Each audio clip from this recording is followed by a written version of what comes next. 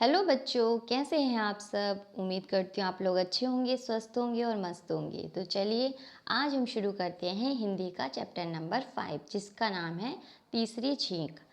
बहुत पुरानी बात है, एक गांव में एक बूढ़ा किसान अपने परिवार के साथ रहता था। उसका नाम बुधवा था। बुधवा 70 साल का हो गया था, पर वह अभी तक खूब हट्टा कट्टा था। परंतु उसकी बुद्धि मोटी थी। यूँ तो उसके बेटे जवान हो गए थे, लेकिन घर में उसकी मर्जी के बिना पत्ता भी नहीं हिलता था। उसके बेटों और बहुओं को यह बात अखरती थी कि वे सब चाहते थे कि अब घर में उनका राज हो। बुधवा के बेटे और बहुएं बात बात पर उससे लड़ते झगड़ते रहते थे। एक दिन बड़ी बहू अपने पति से बोली, तुम्हारे पिता की गुलामी हमें कब तक सहनी पड़ेगी। यह बूढ़ा तो हिलने का नाम ही नहीं लेता, अमर फल खाकर धरती पर आया है क्या। बुधवा ने यह बात सुनी। उसे बात तो बहुत अखरी, पर उसने बहू या बेटों से कुछ नहीं कहा। अब बुधवा मन ही मन सोचने लगा, बूढ़ा तो मैं हो ही गया हूँ, थोड़ी जिंदगी ही बाकी है, बच्चों से बेकार क्या झगड़ा करूँ। कितना अच्छा होता काश आदमी को पता चल जाए करता कि उसे अभी कितने दिन और जीना है। पंडित जी तो बड़े ज्ञानी हैं, क्यों ना उनसे पूछूं कि मेरी कितनी उम्र बाकी है। यह सोचता हुआ वह तुरंत पंडित जी के पास जा पहुंचा। उसने पंडित जी को प्रणाम करके उन्हें अपने आने का कारण बताया। पंडित पंडित जी पंडित जी देर तक उसे ध्यान से देखते रहे, फिर बोले, बुधवा तुम्हें क्या परेशानी है।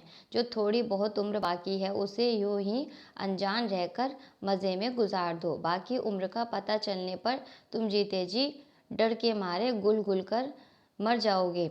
लेकिन बुधवा अपनी जिद पर अड़ा रहा तो पंडित ने पत्रा संभाला, देर तक हिसाब लगाया और कहा कि 3 बार छींकने के बाद तुम मर जाओगे, समझे। 3 बार छींकने के बाद, बुधवा ने घबराकर पूछा। हाँ हाँ, 3 बार छींकने के बाद, पंडित जी ऐसे विश्वास के साथ बोले जैसे आगे सारी दुनिया उनके इशारे पर ही चलने वाली हो। जो हर महीने एक बार छींक आए। तो बुधवा ने पूछा, 3 महीने जीवित रहोगे। अगर एक साल में एक बार ही छींक आए तो 3 साल तक तुम्हें कोई डर नहीं, और 5 साल में एक बार ही छींक आई तो तब 15 साल तक कोई तुम्हारा बान भाका नहीं कर सकता, और 50 साल में एक बार छींक आई तो 150 साल तक भी जी सकते हो। किसान को कुछ संतोष हुआ। वह सोचने लगा, मैं 50 साल तक छींकूंगा ही नहीं तो 150 साल जीने से कोई नहीं रोक सकता। यह सोचता सोचता वह अपने घर लौटा। उसने देखा कि बैल भूखे खड़े हैं। वह टोकरा लेकर भूसे की कोठरी में जा घुसा। वहां भूसे का टोकरा भरा तो धूल गर्द उसके नथुनों में भर गई। बाहर निकलते निकलते उसे नाक में खुजली सी महसूस हुई।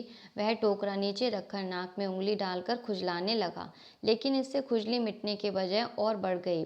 वह घबराया कि कहीं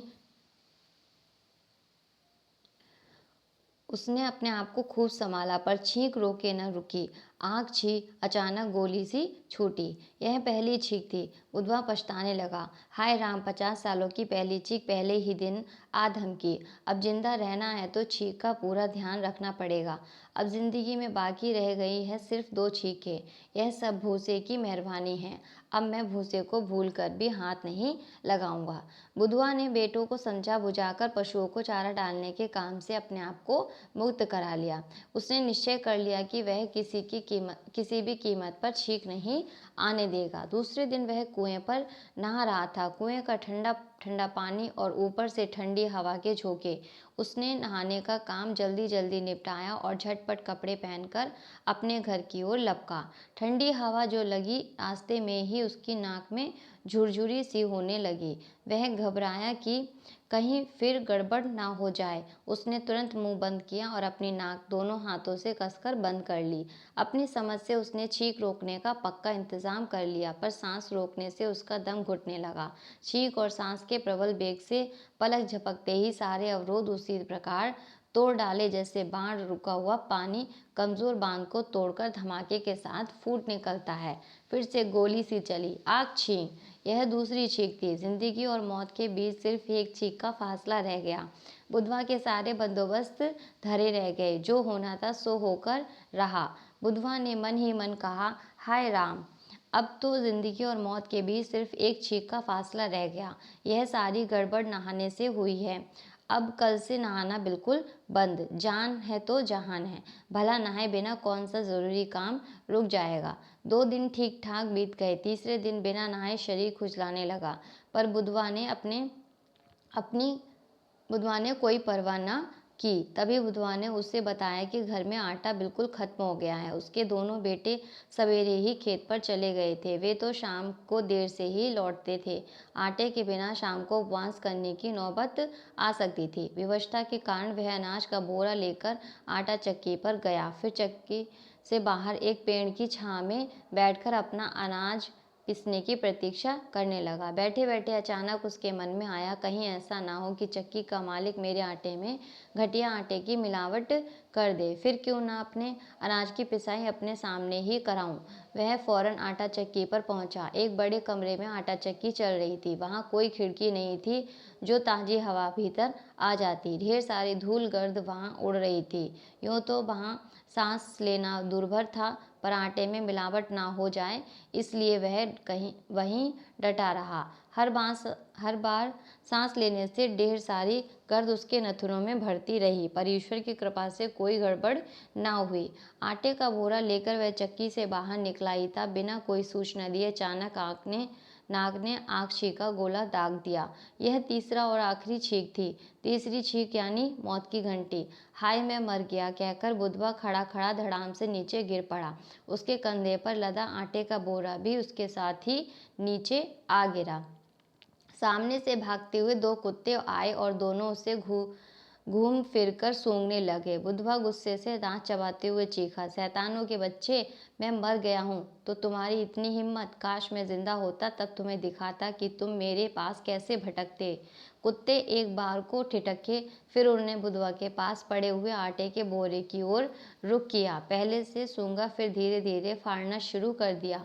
बुधवा पड़ा पड़ा चिल्लाया, अरे शैतान के बच्चों, तुम भी मेरे मरने का नाजायज़ फ़ायदा उठा रहे हो। जिंदा होता तो तुम्हें ऐसा सबक सिखाता कि तुम जिंदगी भर याद रखते। शैतान की औलाद कहीं के, भाग जाओ यहाँ से। उसका चिल्लाना सुनकर चक्की का मालिक डंडा हाथ में लिए बाहर निकला। वह बुधवा के बाहर पड़े देखकर बोला, तुम यहाँ क्यों पड़े हुए हो? अरे तुम इतना भी नहीं जानते, मुझे तीसरी छींक आ गई और मैं मर गया हूँ।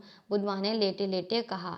अच्छा तो तुम मर गए हो? हाँ हाँ मैं मर गया हूँ। मैं तुम्हारी क्या सहायता कर सकता हूँ? भैया तुम देखते नहीं, ये शैतान कुत्ते मेरा आटे का बोरा फाड़ रहे हैं।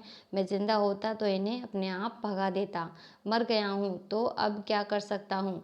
तो मेहरबानी करके इन्हें यहाँ से भगा दो। ठीक है, भगाए देता हूँ। यह कहकर चक्की के मालिक ने डंडे से मार मार कर उन कुत्तों को भगा दिया। फिर किसान से बोला, लो तुमने तो नहीं कहा, पर बिना कहे ही तुम्हारी छोटी सी मदद और भी किए देता हूँ। यह कहकर उस चक्की वाले ने तड़ाक तड़ाक करके 5-6 बार जोरदार डंडे बुधवा की पीठ पर भी जमा दिए। डंडे लगते ही बुधवा बिजली की फुर्ती से उछलकर खड़ा हो गया और चक्की वाले से बोला, शुक्रिया, तुम्हारा बहुत बहुत शुक्रिया, तुमने मुझे फिर से जिंदा कर दिया। भैया तुम मुझ पर इतनी मेहरबानी ना करते तो मैं अब तक मरा ही पड़ा रहता।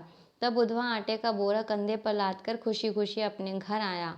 वह अब तक जिंदा है और सबसे यही कहता है कि तीसरी छींकने के बाद मर गया था। चक्की वाले ने उसे फिर से जिंदा कर दिया। तब से उसे सैकड़ों छींकें भी आ चुकी हैं, पर वह खूब भला चंगा है। वह अब तक भी नहीं मरा है। तो ये थी बुधवा की कहानी। तो